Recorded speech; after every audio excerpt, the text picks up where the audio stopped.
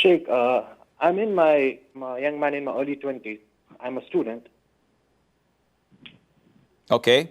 Oh, so I feel it, difficult to practice the deen. Like I get demotivated. Like I don't feel like, I feel lazy to pray salah, and even though the Quran, I get inspired by the sayings of the Quran, but then too, it's tough for me to practice the deen. Like I can't practice it, and Okay. so Sheikh, so please guide me. Like I give me will. some tips, as I'm a youngster, so. I will. I'll give you, inshallah, an advice in a while. I is from India, or Faiz from India, or whatever.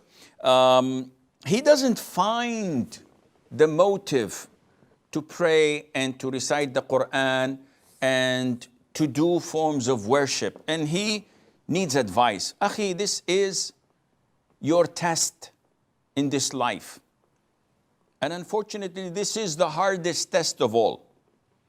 People are tested differently.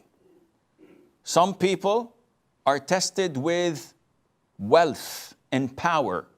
So they become arrogant, they don't give zakat, they abuse people and humiliate them. They failed. Others are tested with poverty and they cannot make ends meet.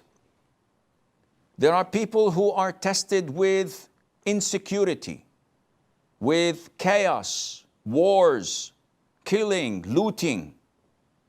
We have our brothers in the Rohingya. We have our brothers in Syria. We have the brothers in here and there. Muslims are being tortured, killed, abused.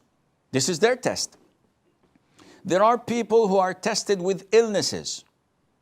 And you name it, there are hundreds of illnesses. Each one thinks that he's the worst being tested. And there are people who are tested with health, strength, and power, and they think that nothing could harm them. So each one is given a test, and at the end of the day, the whole life, this whole world is a big test. The results will be known on the day of judgment. Either paradise for eternity or hell for eternity. May Allah Azza wa Jal make us among the people of paradise. So your fitna, your test is in having this devotion, this motivation to become a good practicing Muslim. Now, when you live in a kafir country and there are so many means of distraction around you, there are girls, movies, music, lack of people who strengthen your iman by telling you, come with us to the masjid. Let's memorize the Quran. Let us learn a book of fiqh so that we would increase our knowledge. Let us take a text or two of aqeedah and study it. If you don't have this, then you're swimming against the tide.